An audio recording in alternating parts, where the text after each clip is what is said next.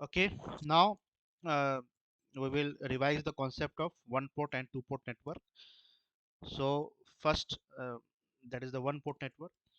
So we will understand the definition of one port network. One port network किसको कहते हैं? Pair of terminal in a system at which we may apply a source or we may take the output from is called as port. ठीक है ना? इसे हम लोग क्या बोलते हैं? पोर्ट बोलते हैं. वन पोर्ट कहलाता है. जैसे हमने बताया था कि the difference between the one port and two port network. जैसे टू पोर्ट नेटवर्क का एग्जांपल जरा बताना. जैसे ट्रांसफार्मर. ट्रांसफार्मर ये कैसा डिवाइस है? टू पोर्ट है, जिसमें एक तरफ सप्लाई देते हैं और एक तरफ सप्लाई लेते हैं. हाँ, अब लेकिन वन पोर्ट में क्या होगा? एक ही पेयर होगा इलेक्ट्रिकल टर्मिनल का. ठीक है ना? और दूसरी बात, टू पोर्ट में एक चीज और हम बताए थे. टू पोर्ट में क्या होता है कि जैसे हम मोटर की बात करते हैं. देखो डिफरेंस समझो, what is the difference between the one port and two port. अगर हम मोटर की बात करते हैं तो मोटर में हम सप्लाई दिए इलेक्ट्रिकल, लेकिन आउटपुट क्या मिलता है? मैकेनिकल.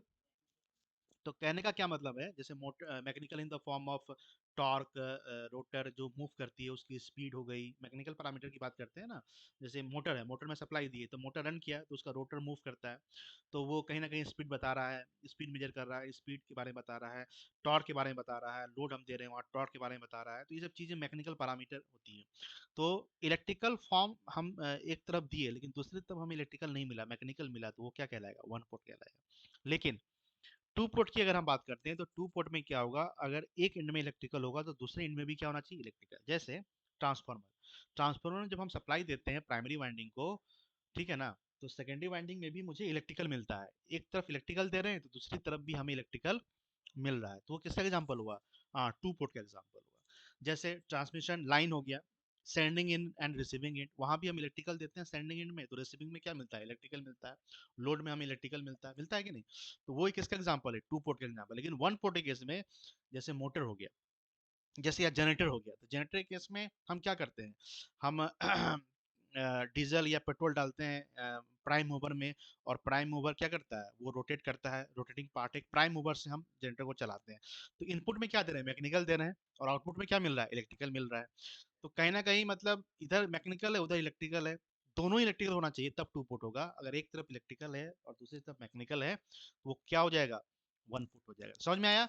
अगर ये इंटरव्यू में क्वेश्चन पूछा गया कि difference define the difference between the one port and two port, तो इसका यही मतलब समझाना है तुम्हें. ठीक है, यहाँ पे लिखा हुआ है, in a one port network we only have one pair of electrical terminals from which we can either take the output or connect the input, is called a one port network. ठीक है. But in case of two port network, बात clear हो गई कि two port network में क्या होने वाला है करके. चलो, चलो ये सब चीज हम लोग. Two port network, the network which have two port, one for applying the input and other for connecting the load, are said to be two port network. Like in the case of transformer, this is an example of two port network. One side is electrical, other side is also electrical. Okay. Other example is transmission line. It is also an example of two port network, sending in, receiving in. Chalo. When we modeled a network in the terms of a two port parameter, we actually are interested in the parameter of two terminal rather than how does the network actually operate on the inside. हमें क्या मतलब होता है? हमें उसके to terminal के terminal में जो चीज होती है उससे मतलब होता है, ना कि उससे मतलब है कि अंदर में क्या हो रहा है. जैसे गीजर, गीजर में हमें क्या मतलब है कि इनपुट में हम सप्लाई दे रहे हैं और पानी गर्म हो रहा है कि नहीं हो रहा है. हमको आउटपुट में गर्म पानी चाहिए, इनपुट में इलेक्ट्रिकल सप्लाई चाहिए. अंदर क्या हो रहा है, किस तरह से वो गर्म हो रहा है, क्या हो रहा है, हमें कोई मतलब उससे नहीं है. हमको क्या चाहिए? उसके टर्मिनल से मतलब है. We are interested in the parameter of two terminal, that is V1 and I1 and other is V2 and I2. जैसे मान लो यहाँ सप्लाई दिए, यहाँ से हमें सप्लाई मिला. ठीक है. चलो, तो two port network actually governs the relation between voltage and current eight two ends. तो टू पोर्ट का मतलब क्या होता है? It relates the relation between the voltages and current eight two ends. Clear है?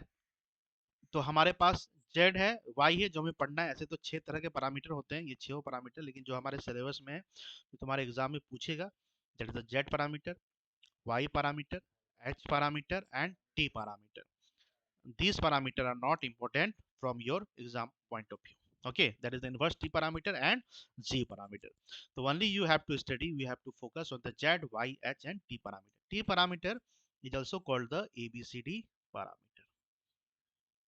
एक ऑब्जेक्टिव क्वेश्चन हम solve करवाए थे नेटवर्क थ्योरी का, यूट्यूब में पड़ा हुआ है, तो देखिए होगा कि एबीसीडी पैरामीटर पे क्वेश्चन वहाँ पूछा गया था, सिमेट्रिकल और रेसिप्रोसिटी की बात हुई थी, है ना। चलो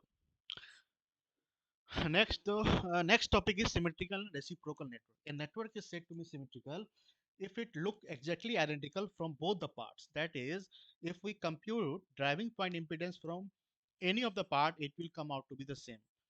A network which obeys reciprocity theorem is called a reciprocal network.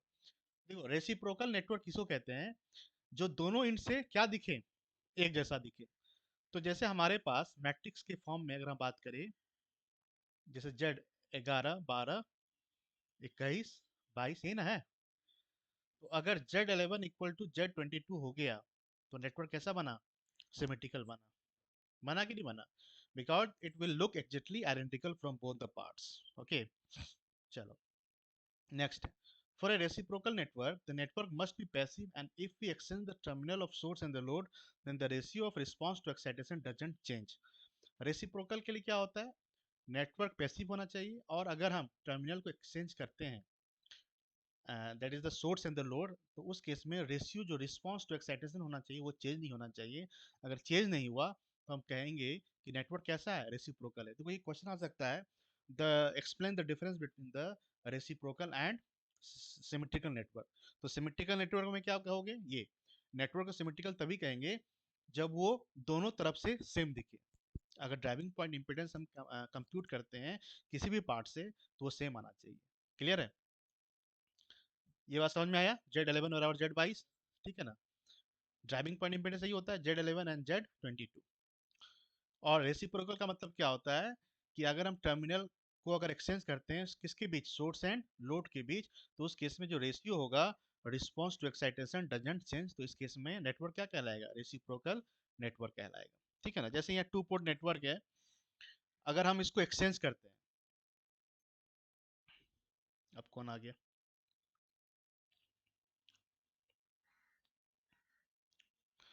चलो यहाँ देखो,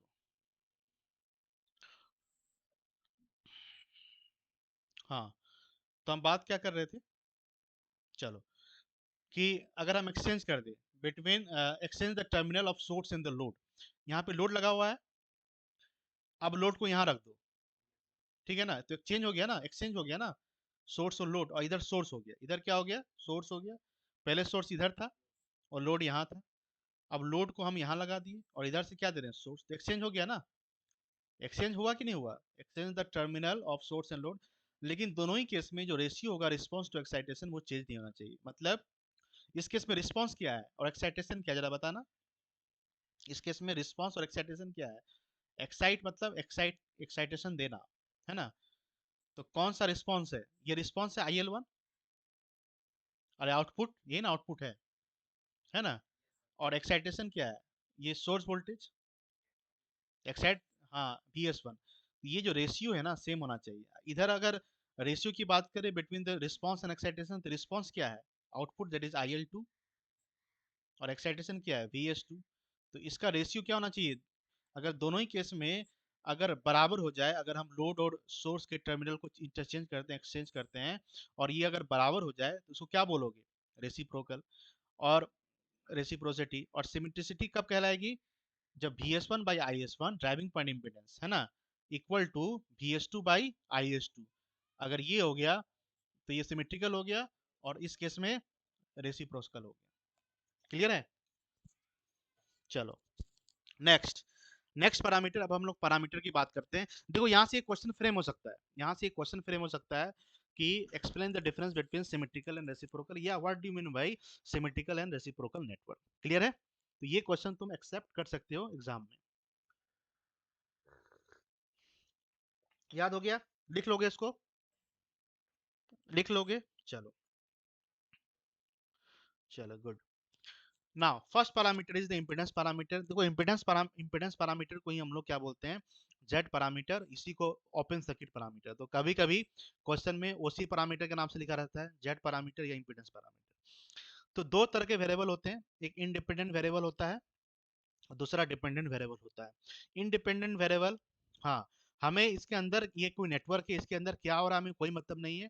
हमको किससे मतलब है, इसके टर्मिनल इन से मतलब है। इधर सप्लाई V1 I1 है, हाँ इधर भी क्या है V2 I2 है।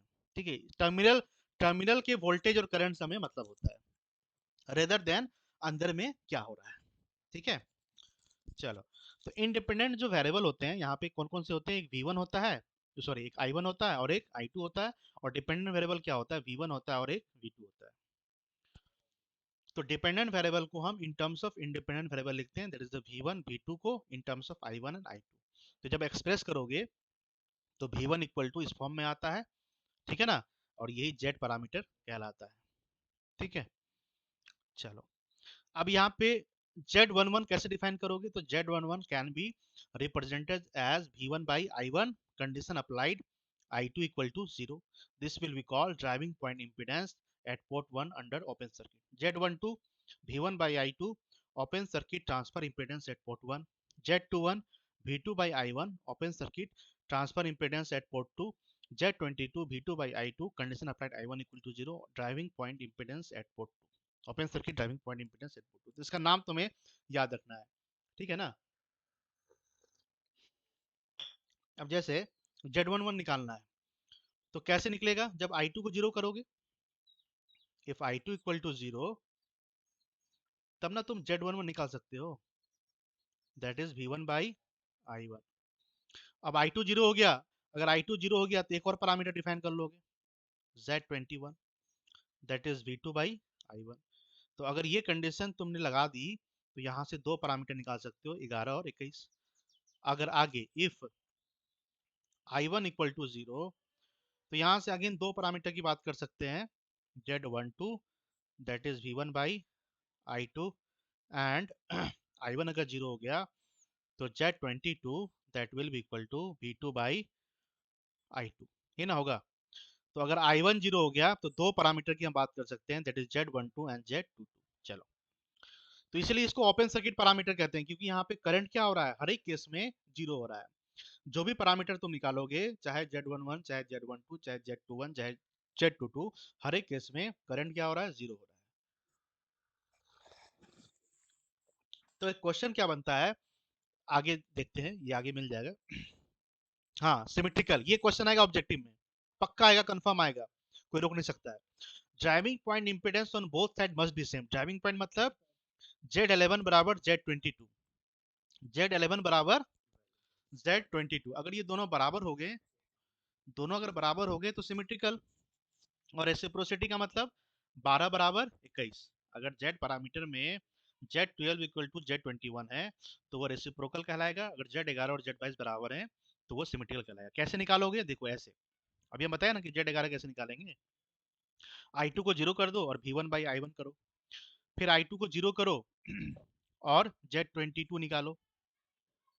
तो Z22 कब निकालोगे, जब I1 को जीरो करोगे। Z11 कब निकालोगे, जब I2 को जीरो करोगे। अगर ये दोनों बराबर आ गया, Z11 बराबर Z22, तो नेटवर्क क्या कहलाएगा,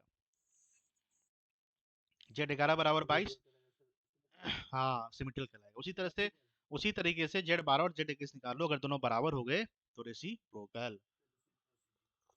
हम्म, आगे है एडमिटेंस पैरामीटर, Y पैरामीटर। इसको हम लोग क्या क्या बोलते हैं, शॉर्ट सर्किट पैरामीटर के नाम से ही बोलते हैं, क्योंकि अभी वोल्टेज जीरो होने वाला है। यहाँ पे इंडिपेंडेंट वेरिएबल V1 V2 होता है, डिपेंडेंट वेरिएबल I1 I2 होता है। तो I1 can be express in terms of V1 and V2, है ना, तो यहाँ से Y पैरामीटर आती है। चलो अगेन यहाँ पे ये Y पैरामीटर का मैट्रिक्स इक्वेशन है, ये Z पैरामीटर का इक्वेशन है। ठीक है, और ये नीचे वाला वही Z पैरामीटर है। नहीं नहीं, ये भी Z पैरामीटर है, इसको हमने क्या लिखा है, I1 I2 के फॉर्म में इनवर्स। इधर ले जाओगे तो इनवर्स हो जाएगा ना, ये मैट्रिक्स उधर चला जाएगा, उधर अगर गया तो इनवर्स हो जाएगा।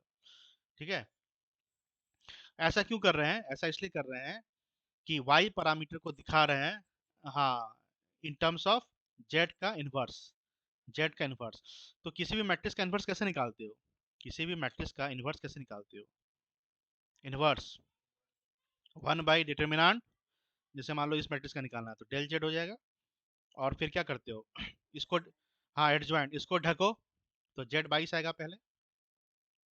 ठीक है, इसको ढको, Z21 आएगा। फिर इसको ढको, Z12 आएगा। फिर इसको ढको, Z11 आएगा। और साइन ले लो, प्लस माइनस माइनस प्लस। अब फिर इसका ट्रांसपोज ले लो, तो Z22 माइनस Z21, फिर माइनस Z12, फिर Z11। ये क्या आ गया, इसका इन्वर्स दे देगा। आ गया ना इन्वर्स। इसका मतलब y matrix can be written as 1 by determinant of Z22 minus Z12 minus Z21 and Z11। Clear हुआ? हम्म। आगे अगेन इसमें अगर सिमेट्रिसिटी की बात अगर करोगे, तो सिमेट्रिसिटी में क्या होता है, जब ये दोनों बराबर हैं, जब ये दोनों बराबर हैं, तो सिमेट्रिसिटी में क्या होता है जरा बताना। अब ये जेड मैट्रिक्स नहीं है, ये अब वाई मैट्रिक्स हो गया, नहीं हो गया, ये अब वाई मैट्रिक्स हो गया। तो Y11 किसके बराबर है जरा बताना यहाँ पे, Z22 by del Z. Y11 ही ना है, Z12 by del Z minus Z21 by del Z, Z11 by del Z. तो अब ये बताओ, ये y पैरामीटर है, तो z पैरामीटर में क्या होता है, 11 बराबर, यही होता है ना, ये y पैरामीटर है। तो यहाँ पे देखो, तो Z21 बराबर क्या होता है, सॉरी Z21 कहते हैं, Y11 Z22 by del Z, ये ना है। और Z12 सॉरी y बराबर किसके बराबर है, minus Z12 by del Z, ये तो है। ठीक है, Y22 है, ये Y12 कंपेयर कर लो, कंपेयर कर लो इसको, है ना। ये y पैरामीटर है ना, ये क्या है, Y11 है, ये क्या है, Y12 है, ये क्या है, Y21 है, ये क्या है, Y22 है। ठीक है ना, तो Y11 है, ये Y12 है, ये Y21 है, ये Y22 है। तो वही हमने यहाँ पे लिखा हुआ है। तो सिमेट्रिसिटी में, सिमेट्रिकल नेटवर्क कब कहलाता है, जब Z11 बराबर Z22 होता है ना। तो जब Z11 बराबर जब Z22 होगा, तो उस केस में Y11 बराबर Y22 हो जाएगा, ये भी वही होगा ना।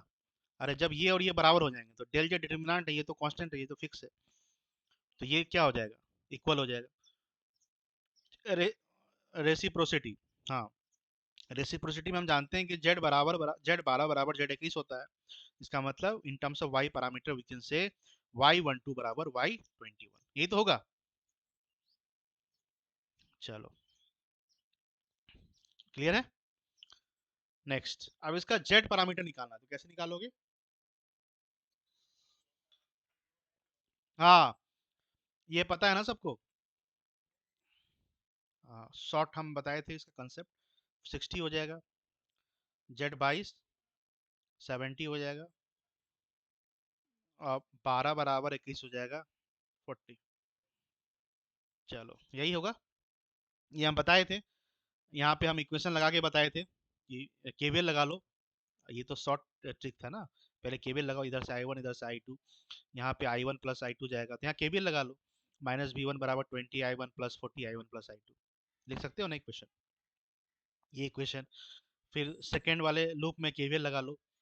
ठीक है, तो V2 बराबर क्या आ जाएगा, 30 I2 प्लस 40 I1 प्लस, इस वाले में केवीएल लगा लो। ठीक है, तो केवीएल लगाओगे तो तुम्हारे सामने इक्वेशन बनेगा। देखो ये इक्वेशन सही है, सही है ना, बाकी लोगों का रिस्पॉन्स नहीं आ रहा है। ग्राफ थ्योरी में बहुत रिस्पॉन्स आ रहा था। तो यहाँ पे V1 और ये V2, ठीक है, तो V1 V2 और I1 I2, तो यह 20 प्लस 40 60 हो गया, इधर 40 हो गया, इधर 40 हो गया यहाँ, और यहाँ पे 70 हो गया। ठीक है, हो गया, केवीएल लगाना है बस। तो यहाँ पे देखो क्या हो रहा है, Z11 और Z22 बराबर नहीं है, इसका मतलब सिमेट्रिकल नहीं है। लेकिन Z12 बराबर Z21 है, इसका मतलब ये रेसिप्रोकल है। ठीक है ना।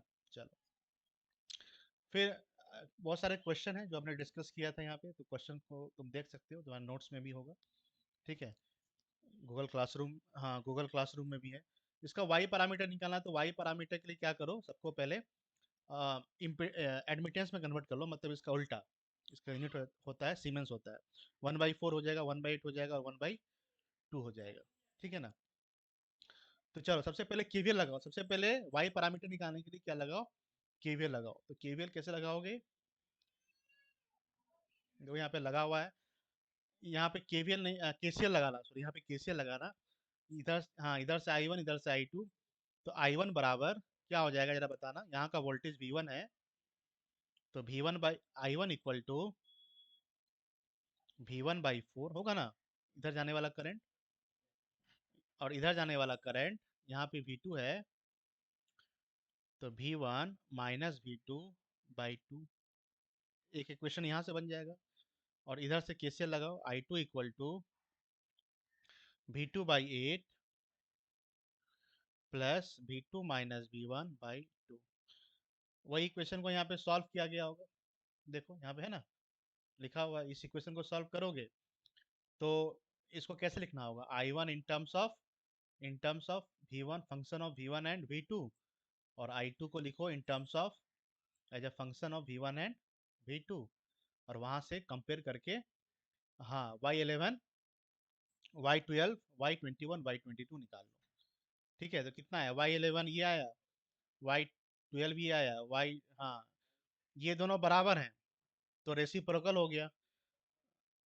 हाँ बस हो गया, ये बन जाएगा है ना। चलो अब आगे हैं।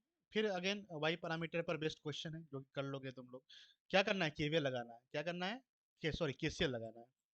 केसीएल केसीएल वाई पैरामीटर जब निकालोगे तो केसीएल लगाना, और जब जेड पैरामीटर निकालना होगा तो केवीएल लगाना। तो यहाँ, हाँ यहाँ पे नोडल लगा दो। केसीएल आई वन बराबर यहाँ का वोल्टेज वी वन है ना, ये दोनों सेम नोड है, यहाँ पे लगाओ नोड। तो I one equal to V one by one, और ये भी करंट जा रहा है तो ये करंट है ना, टू वी वन हो जाएगा। हाँ यहाँ पे वी टू है, तो यहाँ का वोल्टेज कितना हो जाएगा, V two minus two V one, क्योंकि this voltage minus this voltage बराबर टू वी वन होना चाहिए ना। तो बस क्या करो, केसीएल लगाओ। तो केसीएल अगर यहाँ पे लगाओगे तो आई वन इक्वल टू क्या हो जाएगा, आई वन, एक ये भी, यहाँ भी इनकमिंग करंट है two V one, incoming current बराबर outgoing current equal to V one by four, V one by one, one है, वी वन बाई वन। यहाँ का voltage V two minus two V one है, तो V one minus V two minus two V one divided by one. नहीं आ गया, ये ना हुआ। तो यहाँ से देखो आ गया है ना, I one as a function of V one and V two. क्या, देखो वही वही लिखा हुआ है, वही वही है, सेम इक्वेशन है, सेम इक्वेशन है कि नहीं, सेम इक्वेशन है। तो जब इसको सॉल्व करने के बाद ये इक्वेशन बना, उसी तरह से केसीएल कहाँ लगाओगे, एक केसीएल यहाँ लगा देना, यहाँ पे लगा देना, I two equal to V two by two है ना। और इधर जाने वाला करंट कितना हो जाएगा, इधर जाने वाला करंट,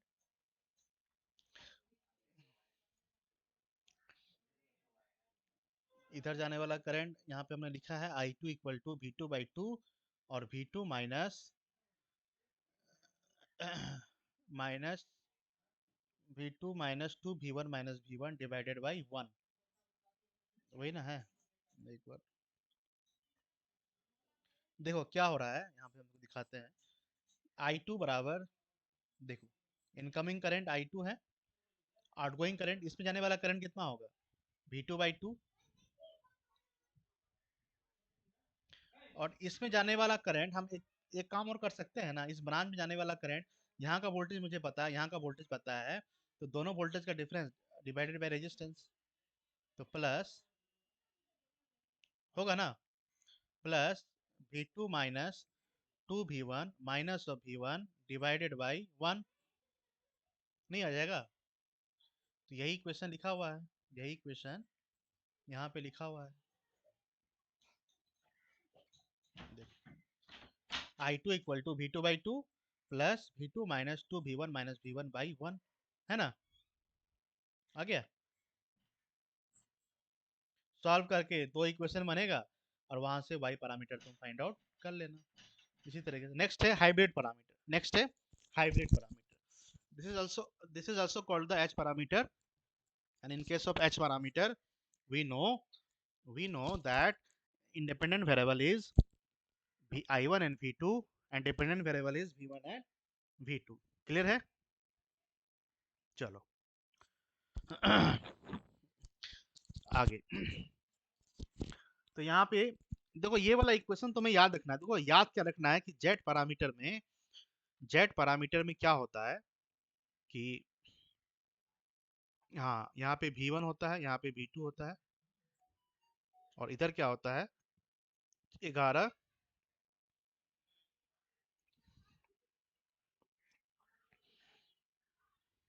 ठीक है। वाई पैरामीटर में क्या होता है, ये इक्वेशन तुम्हें याद रखना है। I1 I2, हाँ वेरी गुड, वाई 11 21, और इधर क्या होता है V1 and V2। H parameter में क्या होगा, इधर V1 होगा I2 होगा। ठीक है ना, बराबर बराबर याद करने का तरीका, यहाँ पे I2 लिखे, इसका क्रॉस भी I1 होगा, इसका क्रॉस क्या होगा, करंट होगा I1। यहाँ V1 है तो यहाँ पे V2 होगा, और यहाँ पे H11 H12 H21 और H22, बस लिख दो, हो गया। तो ये क्वेश्चन आएगा ना, दोनों इक्वेशन आ जाएगा। ठीक है, चलो नेक्स्ट है। अब H11 short circuit driving impedance, क्योंकि H11 कैसे मिलेगा, देखो जरा। जब I1 इक्वल टू जब V2 इक्वल टू 0 होगा, तब ना H11 निकलेगा। तो H11 निकलेगा जब V1 बाई I1 कहलाएगा, लेकिन condition applied that V2 equal to 0। ठीक है, जब V2 इक्वल टू 0 है तो एक और पैरामीटर तुम फाइंड आउट कर सकते हो, that is Z21, that is I2 by I1। Again if V1 equal to 0, if V1 equal to 0 sorry,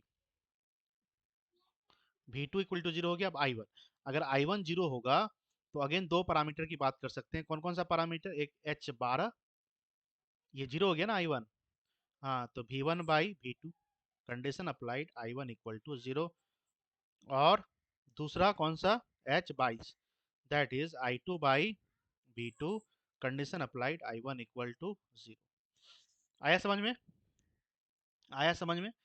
तो वही यहाँ पे किया हुआ है कि Z11 Z12 Z21, मतलब एक क्वांटिटी, एक पैरामीटर, एक क्वांटिटी को अगर तुम जीरो करते हो तो वहां से दो पैरामीटर निकल जाता है किसी भी पैरामीटर में। ठीक है ना, चलो। अब क्या हो रहा है, अब हमें सिमेट्रिकल और रेसिप्रोसिटी डिफाइन करना है इस पैरामीटर में।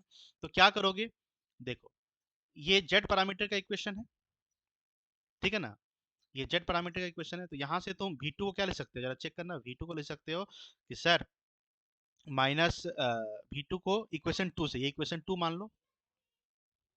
हाँ, इसको हम रिलेट कर रहे हैं किससे, जेड पैरामीटर से। किससे रिलेट कर रहे हैं, हाँ इसको हम रिलेट कर रहे हैं किससे, जेड पैरामीटर से। ठीक है, Z21 प्लस Z22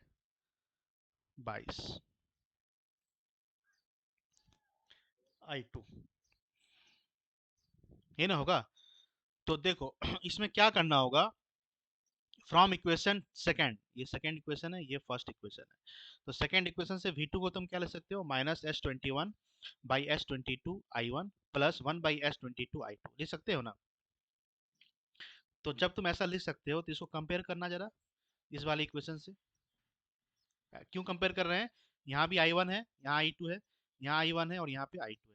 तो Z21 can be return as, compare करने के बाद माइनस S21 बाई H22, उसी तरीके से Z22 can be return as 1 by H22। होगा कि नहीं होगा ये बताना, होगा ना। उसी तरीके से उसी तरीके से यहाँ पे V1 को क्या किया गया है, देखो H11 I1, V2 को हम ये वाला जो V2 है ना इसको यहाँ पुट कर दिए इसमें। इससे क्या होगा, ये जो V2 है कहाँ, I1 I2 में कन्वर्ट हो जाएगा। तो I1 I2 में जब कन्वर्ट हो जाएगा तो हम Z11 और Z12 से कंपेयर कर सकते हैं ना। ठीक है, हाँ, तो वही यहाँ पे किया हुआ है कि Z11 H1 Z22 और V2 की वैल्यू को यहाँ पे पुट कर दी गई है। तो इससे I1 और I2 के फॉर्म में आ गया। तो ये क्या रिप्रेजेंट कर रहा है, ये डिटर्मिनेंट है डेल एच बाई Z22, और ये Z12 बाई Z22। ठीक है ना, तो ये है क्या, Z11 बराबर del H, determinant of H, और ये क्या है Z12 H12 बाई H22। अब सिमेट्रिसिटी और रेसिप्रोसिटी डिफाइन करनी है, तो हम जानते हैं कि सिमेट्रिकल के लिए क्या होता है, Z11 बराबर Z22 होता है ना। तो Z11 किसके बराबर है, डेल एच बाई H22, और Z22 किसके बराबर है, Z22 वन बाई एच, तो कैंसिल हो जाएगा, तो डेल एच बराबर। तो ये एक ऑब्जेक्टिव में क्वेश्चन आता है कि what is the condition for symmetrical, what is the condition for symmetricity in H parameter. तो क्या हो जाएगा, डेल एच बराबर 1 हो जाएगा। हाँ देखो, ये क्वेश्चन आएगा, ये कंफर्म आएगा, ऑब्जेक्टिव में आएगा कि एच पैरामीटर के केस में कंडीशन क्या है सिमेट्रिसिटी होने की। तो डेल एच का मतलब determinant of H equal to 1। अगर याद नहीं एग्जाम में, तो तुम इसको चाहो तो एक रफ पेज पे डिराइव भी कर सकते हो, ठीक है ना। चलो, यहाँ पे वही है, फॉर सिमेट्रिसिटी क्या हो जाएगा, determinant of H equal to 1। Reciprocity के लिए Z12 बराबर माइनस ऑफ Z21।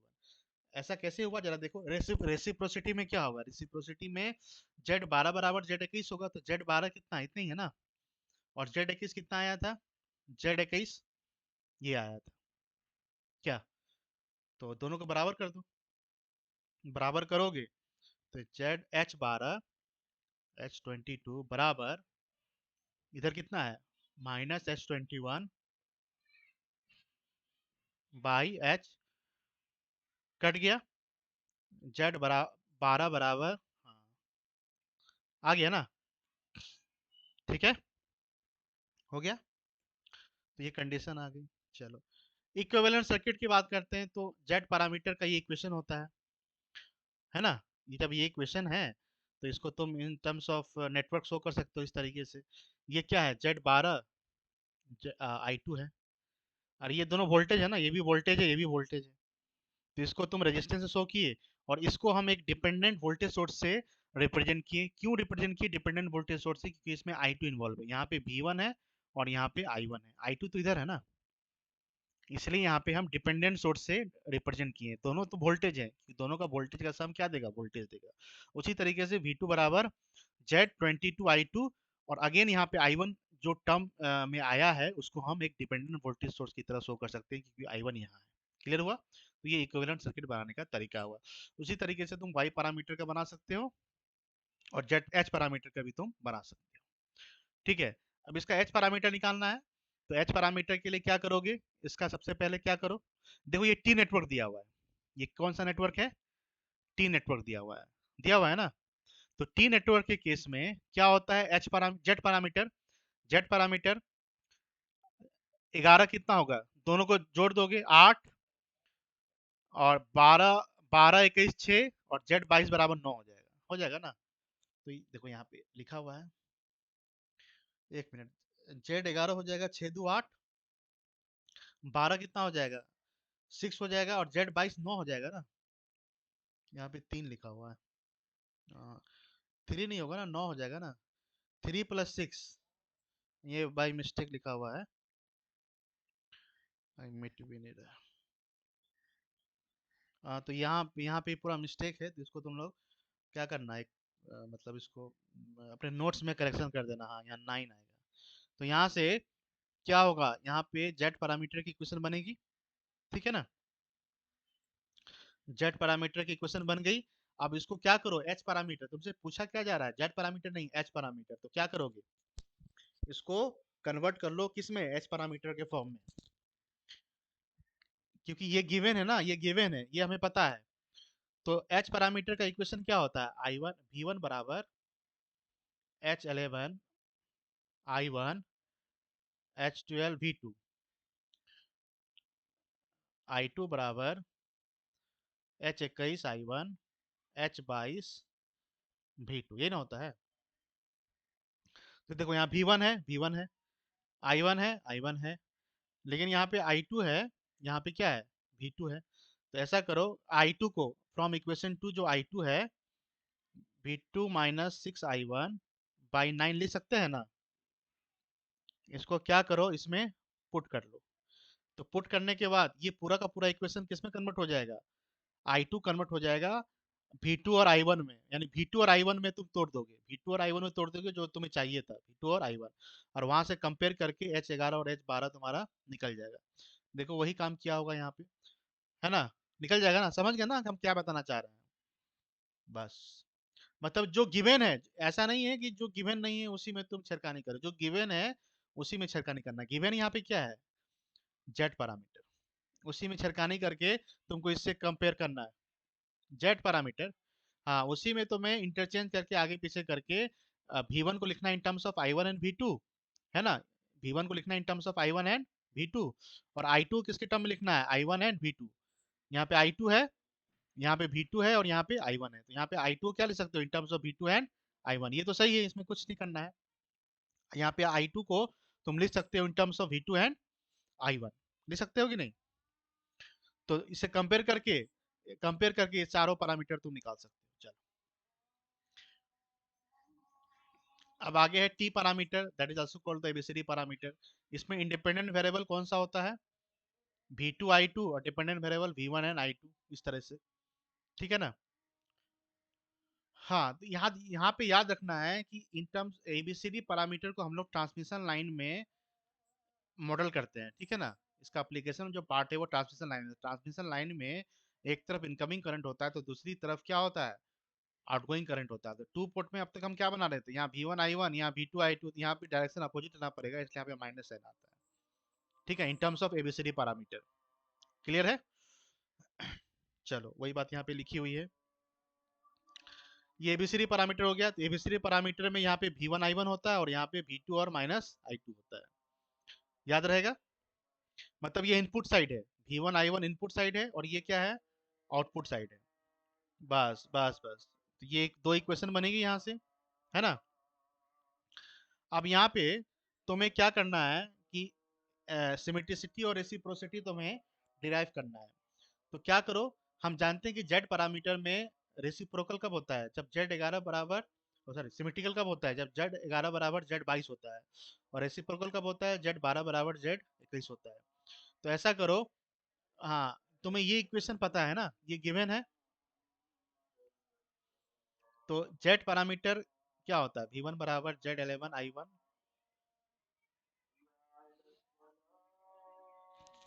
V2 बराबर,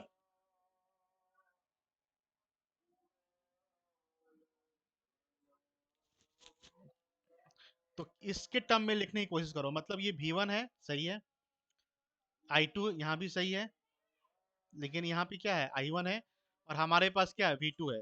तो क्या करो, वहीं पे, यही देखो यहाँ पे किया हुआ है, from equation 2 V2 can be written as I1 by C plus D by C I2, होगा ना?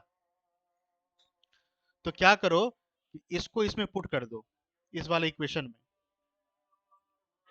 ठीक है?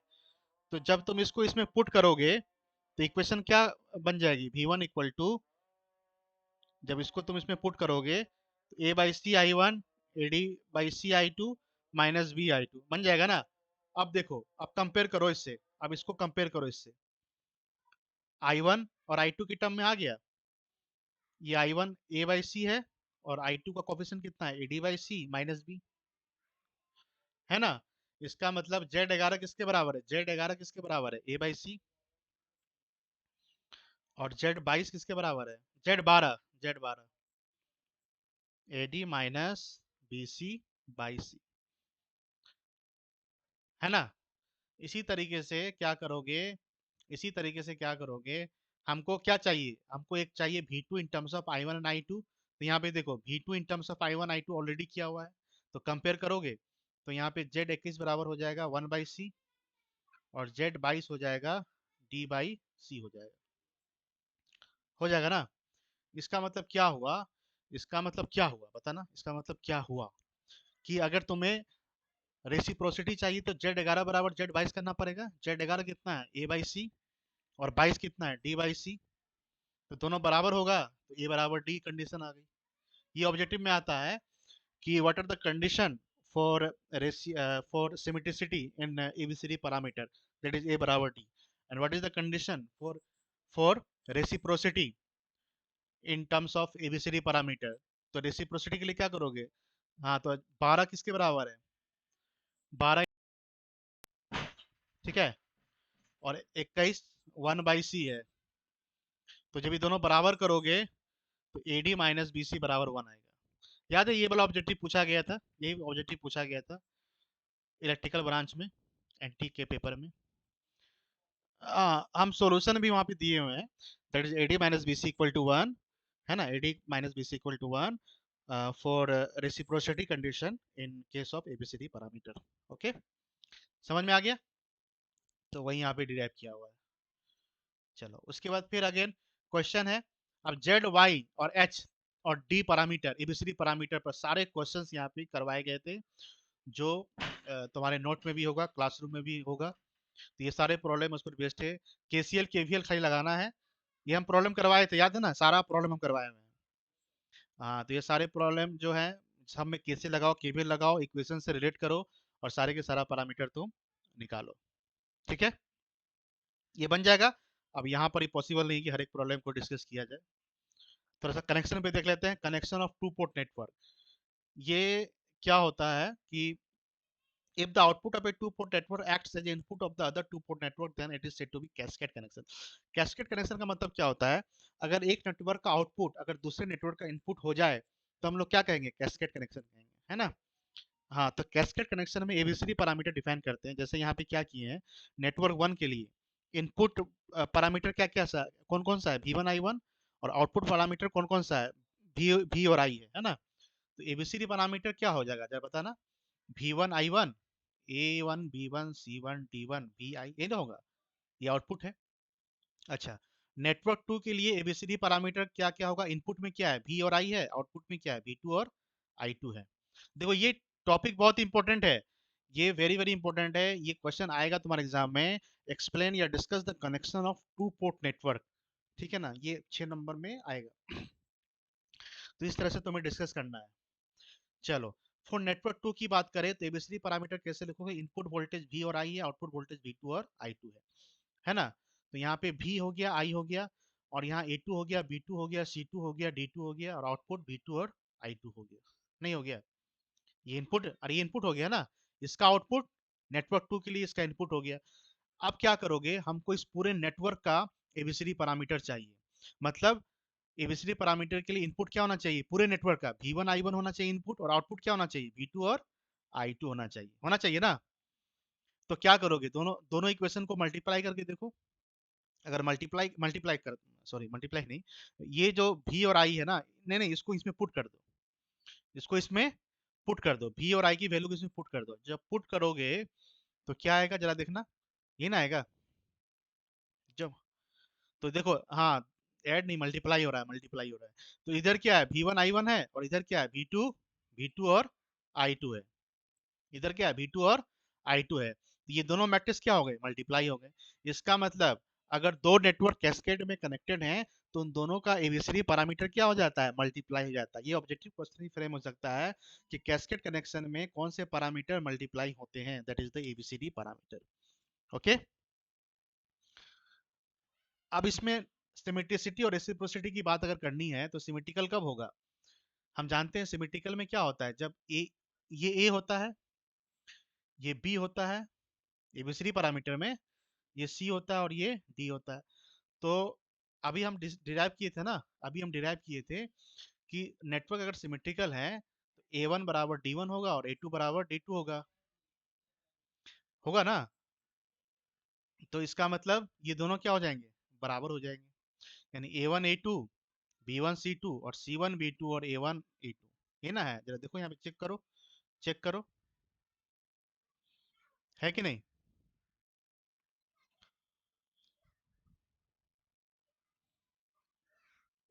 ठीक है ना, तो दोनों बराबर, अगर दोनों बराबर हो गए तब तो सिमेट्रिकल है, दोनों बराबर नहीं हुए तो सिमेट्रिकल नहीं है। क्लियर हुआ, सी वन बी टू और डी टू है ना। यहाँ पे बाई मिस्टेक अगेन यहाँ लिखा हुआ है A one A two, A one A two B one C two, तो यहाँ पे C one B two plus D one D two होगा, C one B two plus, ये नोट्स में भी मिस्टेक होगा, देख लेना एक बार, ठीक है ना, डी वन और ए टू होगा। ठीक है, सॉरी D1 एंड D2 होगा। क्लियर हुआ? जो करेक्शन कर लेना, ठीक है ना।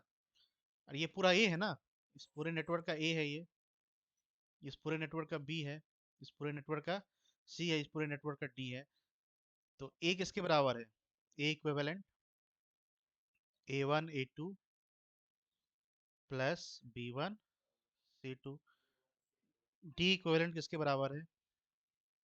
C1 B2 D1 D2। Multiply तो सही किए, C1 B2 plus D1 D2, हाँ सही है। मैट्रिक्स का मल्टीप्लिकेशन चेक कर लेना एक बार। तो ये दोनों जब बराबर होंगे तो क्या हो जाएगा? सिमेट्रिकल हो जाएगा। नहीं हो जाएगा? अभी ना डिराइव किए हैं। और रेसिप्रोसिटी कंडीशन क्या थी एबीसीडी पैरामीटर में? अभी जस्ट पहले थोड़ी देर पहले डिराइव किए थे। बताओ।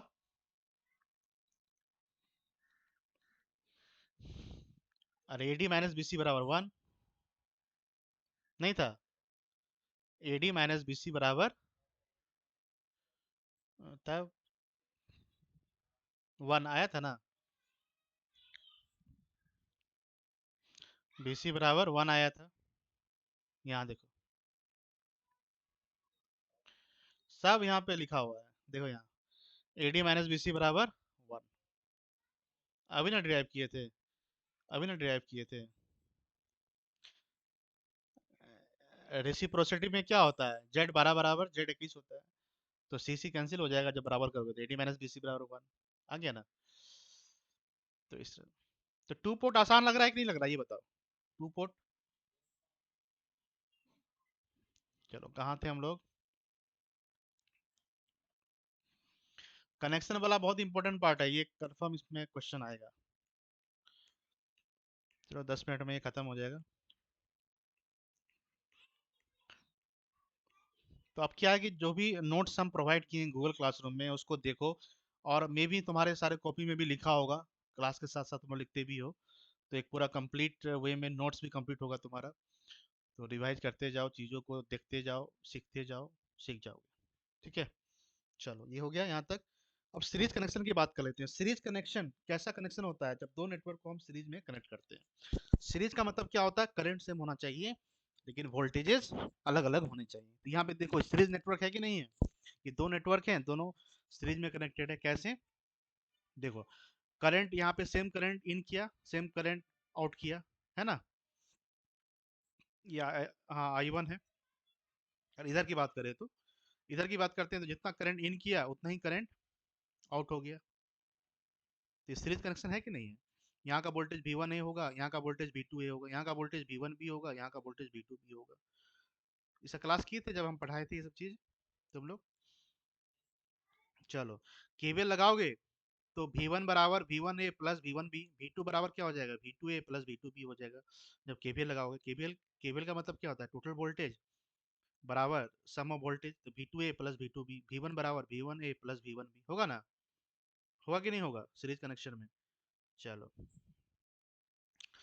अब दोनों नेटवर्क के लिए जेड पैरामीटर की बात कर लेते हैं। तो जेड पैरामीटर के लिए कैसे करोगे जरा बताना।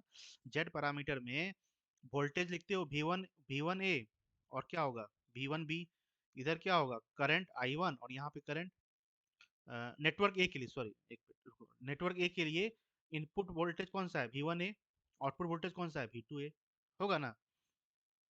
नेटवर्क ए के लिए V1A और V2A, ये ना लिखोगे? बराबर 11A, 12A, 21A, 22A। और इधर करंट लिखते हो तो करंट I1 है और करंट I2 है। उसी तरह से नेटवर्क बी के लिए जरा बताना जेड पैरामीटर। तो V1B, V2B, इधर क्या हो जाएगा? Z11B, Z21। Very good.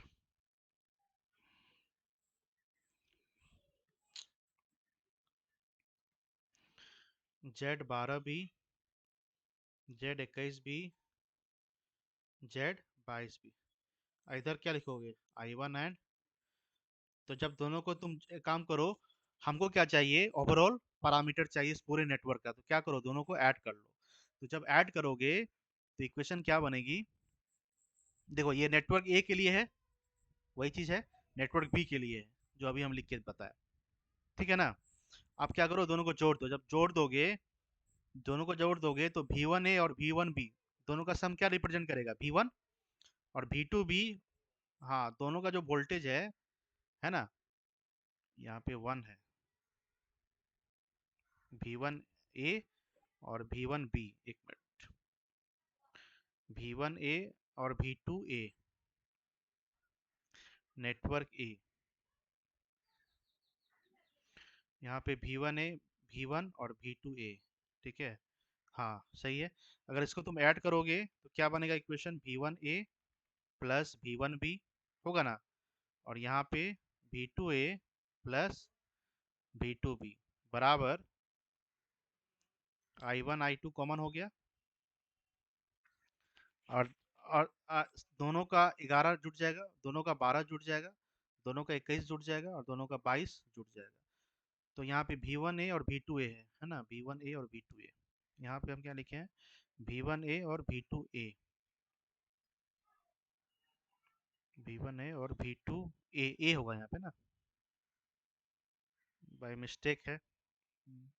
अभी हमने लिखा ना V1A और V2A, और इधर V1B V2B, V1B और V2B, सही है। चलो, तो जब तुम दोनों को ऐड करोगे तो दोनों का जेड पैरामीटर क्या हो रहा है, ऐड हो रहा है, नहीं हो रहा है। हाँ, क्योंकि जब तुम ऐड करोगे तो V1A प्लस V1B V1 बताएगा, V2A प्लस V2B क्या बताएगा, V2 बताएगा, नहीं बताएगा, बताएगा ना। यहाँ भी हमने देखा कि V1A plus V1B, V1A plus V1B that is V1, V2A plus V2B that is V2, ठीक है। तो यहाँ से हम हमारा ये कंक्लूजन क्या है कि अगर दो नेटवर्क को तुम सीरीज में जोड़ते हो तो दोनों का जेड पैरामीटर क्या हो जाता है, ऐड हो जाता है, ठीक है। पैरेलल कनेक्शन, पैरेलल कनेक्शन कब कहेंगे, जब वोल्टेजेस क्या होगा, सेम होगा, ठीक है ना, और करंट, हाँ, और करंट्स एडेड, करंट जब ऐड करेंगे, है ना, करंट्स आर एडेड, करंट्स को ऐड किया जाता है पैरेलल कनेक्शन में। तो नेटवर्क ए और नेटवर्क बी के लिए वाई पैरामीटर का इक्वेशन लिखो। जब वाई पैरामीटर का इक्वेशन लिखोगे तो क्या इक्वेशन बनेगा, I1A I2A बराबर 11A 12A 21A, ये ना होगा 11 12 और इधर 22A, और इधर वोल्टेज V1 एंड V2। देखो वोल्टेजेस, वोल्टेजेस क्या है, सेम है। इधर भी वोल्टेज नेटवर्क ए के लिए वोल्टेज V1 है, तो नेटवर्क बी के लिए भी वोल्टेज V1 है, पैरेलली कनेक्ट कर रखे हैं। नेटवर्क ए के लिए इधर वोल्टेज V2 है, तो नेटवर्क बी के लिए वोल्टेज क्या है, V2 है, पैरेलली हम क्या किए हुए हैं, कनेक्ट किए हुए हैं। बात आ रही समझ में।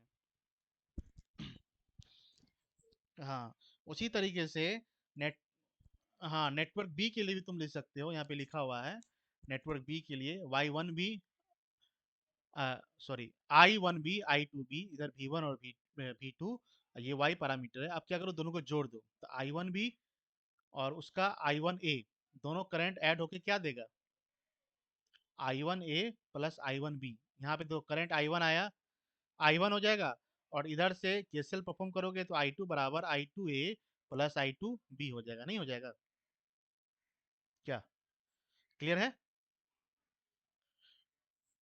चलो, तो कहने का क्या मतलब हुआ कि दोनों नेटवर्क का जब तुम वाई पैरामीटर लिखोगे और दोनों को जोड़ दोगे, वोल्टेज तो सेम है इधर V1 V2, और इधर दोनों करंट ऐड होके I1 I2 आ जाएगा। तो इस पूरे नेटवर्क की अगर बात करें तो I1 I2 आ गया, इधर V1 V2 आ गया, तो वाई पैरामीटर क्या हो रहा है, ऐड हो रहा है।